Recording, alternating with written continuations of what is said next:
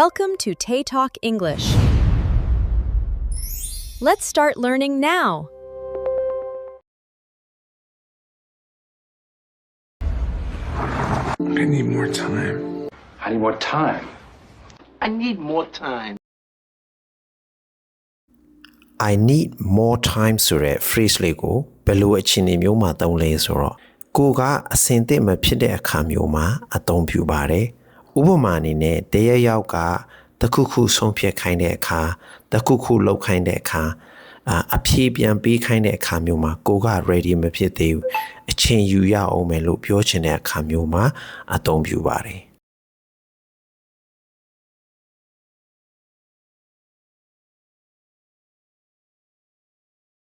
Daphne, why won't you talk to me? Oh, honey, why won't you talk to me? Why won't you talk to me? Why won't you talk to me? Why won't you talk to me anymore?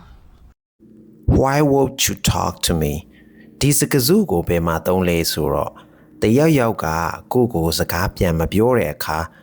သူနှုတ်ဆက်တဲ့အခါမျိုးတွေမှာသုံးတယ်ဥပမာနေဘာလို့ငြိမ်နေတာလဲငါ့ကိုစကားပြန်ပြောဘာလို့စကားမပြောတာလဲအဲ့လိုအခြေအနေမျိုးမှာအသုံးပြုပါတယ် Why won't you talk to me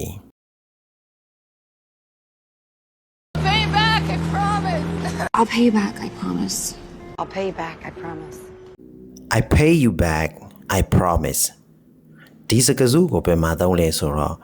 ကိုကနေပြီးတော့တရယောက်ရဲ့ပတ်စံကိုယူသုံးလိုက်တာဖြစ်ဖြစ်ဒါမှမဟုတ်တရယောက်ရဲ့ပတ်စံကိုချီးလိုက်တာပဲဖြစ်ဖြစ်ငါနင်းကိုပြန်ပေးမယ်ငါကတိပေးပါတယ်လို့အဲ့လိုအခြေအနေမျိုးတွေမှာအသုံးပြုပါတယ် I pay you back I promise ငါမင်းကိုပြန်ဆက်မယ်ငါကတိပေးတယ်အဲ့ဒီလိုအခြေအနေမျိုးမှာသုံးပါတယ် I'm not talking down to you. I'm not talking down to you. I'm not talking down to you. I'm not talking down to you.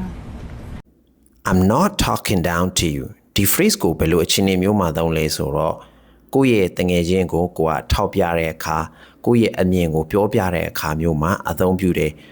အတိတ်ဘယ်ကတော့ငါနင်းကိုအထက်စီးနေပြောနေတာမဟုတ်ဘူးငါနင်းကိုအထင်စမောတာမဟုတ်ဘူးငါ